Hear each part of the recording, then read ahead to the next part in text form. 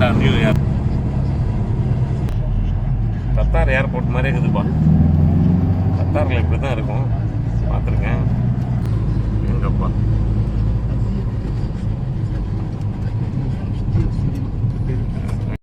சூப்பராக இருக்குங்க ஏர்போர்ட்டு, செம்ம ஏர்போர்ட்டாக இருக்குது. பார்த்தீங்கன்னா தெரியும் உங்களுக்கு பேக்ரவுண்டில். இந்த அளவுக்கு கொடுத்துருக்காங்கிறதே பெரிய விஷயந்தான். ஓகே, இமிக்ரேஷன் செக்ஷன் அந்த பக்கம் இருக்குது. ஸோ நல்ல பெரிய ஏர்போர்ட்டு, ரொம்ப பெருசு.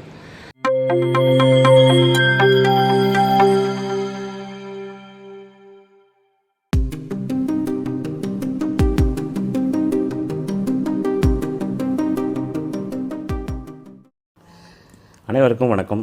எல்லோரும் எப்படி இருக்கீங்க?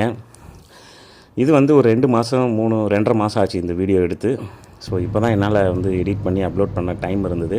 ஸோ நான் இந்தியாவுக்கு ஒரு 2.5 மாதத்துக்கு முன்னாடி போயிருந்தேன். ஸோ அப்போ வந்து எடுத்த வீடியோ தான் இது. இது வந்து லுவாண்டாவில் நான் இருக்கிறது லுவாண்டா. ஸோ இந்த லுவாண்டா அப்படிங்கிற சிட்டியில் வந்து இப்போ புதுசாக ஒரு ஏர்போர்ட் ஒன்று கட்டியிருக்காங்க. பெரிய ஏர்போர்ட்டாக வந்து புதுசாக கட்டியிருக்காங்க. இது வந்து சிட்டியிலேருந்து பார்த்திங்கன்னா ரொம்ப அவுட்டரில் இருக்கிற இடம்.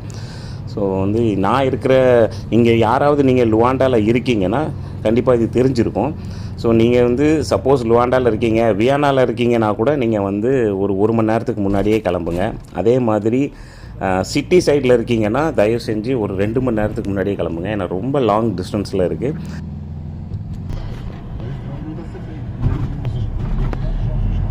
கத்தார் ஏர்போர்ட் மாதிரி இருக்குதுப்பா.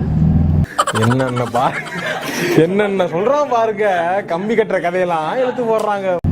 கத்தாரில் இப்படி தான் இருக்கும், பார்த்துருக்கேன்.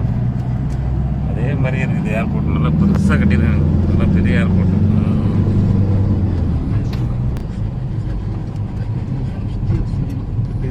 எங்கப்பா இன்டர்நேஷ்னல் லெவலுக்கு கொண்டு வந்துட்டானுங்களே. செம்ம ஏர்போர்ட்டில் கட்டியிருக்காங்க, சூப்பராக இருக்குது. உள்ளே போய் பார்ப்போம் எப்படி இருக்குது. சூப்பராக இருக்குங்க ஏர்போர்ட்டு, செம்ம ஏர்போர்ட்டாக இருக்குது. பார்த்தீங்கன்னா தெரியும் உங்களுக்கு பேக்ரவுண்டில். அவனை சொல்லி நிறுத்துங்களாண்டா. நிறைய காட்டுறேன். செம்மையாக இருக்குது பாருங்க, செம்மையாக இருக்குது. நல்ல பெரிய ஏர்போர்ட்டுங்க, ரொம்ப பெரிய ஏர்போர்ட்டு. போர்டிங் கேட்ஸ் எல்லாமே பெரிய இது பண்ணியிருக்காங்க, நல்லா வசதியாக பண்ணியிருக்காங்க. ஸோ வந்து சூப்பராக இருக்குது, சொல்லப்போனால் பக்காவாக கட்டியிருக்காங்க. நல்ல பெரிய ஏர்போர்ட்டு, ரொம்ப பெருசு. ஒவ்வொரு கேட்ஸு தனித்தனியாக கொடுத்துருக்காங்க. ஸோ ஒரு இது கொடுத்துருக்காங்க செப்ரேட்டாக. எனக்கு தெரிஞ்சு ஃப்யூச்சருக்கு பிளான் பண்ணி கட்டியிருப்பாங்கன்னு நினைக்கிறேன். நல்லா பெருசாக கட்டியிருக்காங்க ஏர்போர்ட், நல்லா இருக்குது. கொடுத்துருக்காங்கிறதே பெரிய விஷயந்தான். ஓகே, இமிக்ரேஷன் செக்ஷன் அந்த பக்கம் இருக்குது. ஸோ அதை எடுக்க முடியாது. ஓகே தான், ஓரளவுக்கு நல்ல ஏர்போர்ட்டு தான், பெரிய ஏர்போர்ட்டு தான். ஓகே, இன்னும் அந்த சைட்லலாம் இருக்குது, அதோ அந்த சைட்லேயும் இருக்குது, அதே மாதிரி இந்த சைட்லேயும் இருக்குது. ஸோ சும்மா அப்படியே டைம் பாஸ்க்கு தான் உள்ளே போயிட்டு அப்படியே பார்த்துட்டு இருந்தேன். ஒரு சின்ன ஃப்ளைட்டு நல்லா இருந்தது, பார்க்க அழகாக இருந்தது. அதுக்கப்புறம் அங்கோலன் ஃப்ளைட்டும் பார்த்தேன். ஸோ எல்லாமே அப்படியே சும்மா அப்படியே ஒரு வீடியோ எடுத்தேன். நல்லா இருந்துச்சு, பார்க்க அழகாக இருந்தது. சின்ன ஃப்ளைட் வந்து பார்க்க அழகாக இருந்தது, அதனால தான் வீடியோ எடுத்தேன். அதுக்கப்புறம் நான் போகிற ஃப்ளைட் வந்து எத்தியோப்பியன் ஃப்ளைட்டு. ஸோ அது வந்துருச்சு.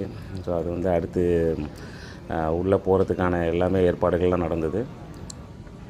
அப்புறம் என்னுடைய சீட்டு வந்து பார்த்திங்கன்னா ரொம்ப பேக்கில் இருக்குது சீட்டு. அதாவது பின்னால் தான் நான் எப்போவுமே வந்து செக்இன் பண்ணும்போது நான் ஆன்லைன் செக்இன் பண்ணிவிடுவேன். ஸோ எல்லாமே பேக்கில் தான் நான் வந்து மேக்ஸிமம் சீட்டு ப்ரிஃபர் பண்ணுவேன். கொஞ்சம் நல்லாயிருக்கும், கம்ஃபர்டபுளாக இருக்கும். அதனால தான் வந்து பின்னால் போயிடலாம் அப்படின்ட்டு. அதனால் பின்னால் போய் அப்படியே ஒரு வழியாக அப்படியே வந்து உட்காந்து செட்டில் ஆயாச்சு சீட்டில்.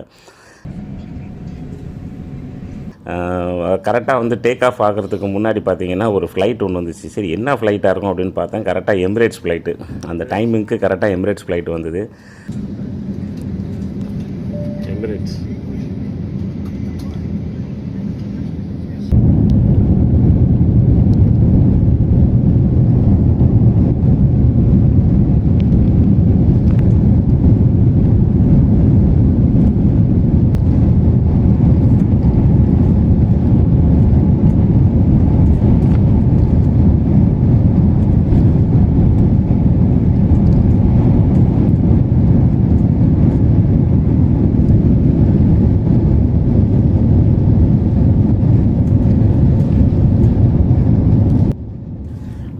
டேக் ஆஃப் பண்ணோன்னே முன்னாடிலாம் பார்த்தீங்கன்னா சிட்டியில் ஏர்போர்ட் இருந்ததுனால நிறைய சிட்டியாக தெரியும்.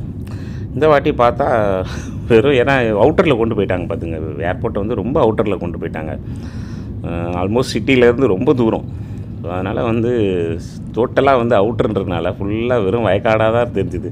டேக் ஆஃப் ஆனோன்னு பார்த்தேன், இன்னும் ஒரு வயக்காடாக தெரியுது, ஒரு பில்டிங் கூட இல்லையே அப்படின்னு. ஏன்னா எல்லாமே தூரமாக இருக்குது. அந்த பழைய ஏர்போர்ட்டில் பார்த்தீங்கன்னா உடனே கடல் வந்துடும். கடல்லேருந்து அப்படியே திரும்ப டேர்னிங் பண்ணி அப்படியே திரும்ப சிட்டிக்குள்ளேயே வரும்.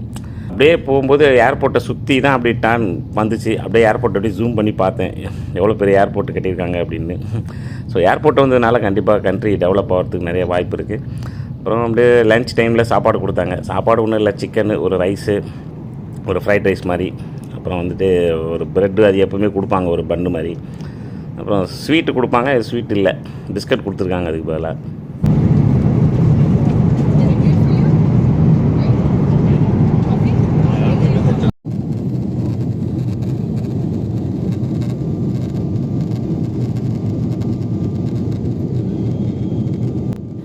ஒரு வழியாக அதுக்கப்புறம் நான் வந்து எத்தியோப்பியா ஏர்போர்ட்டில் வந்து என்னால் எடுக்க முடியல வீடியோ. ஏன்னா எனக்கு டைம் இல்லை.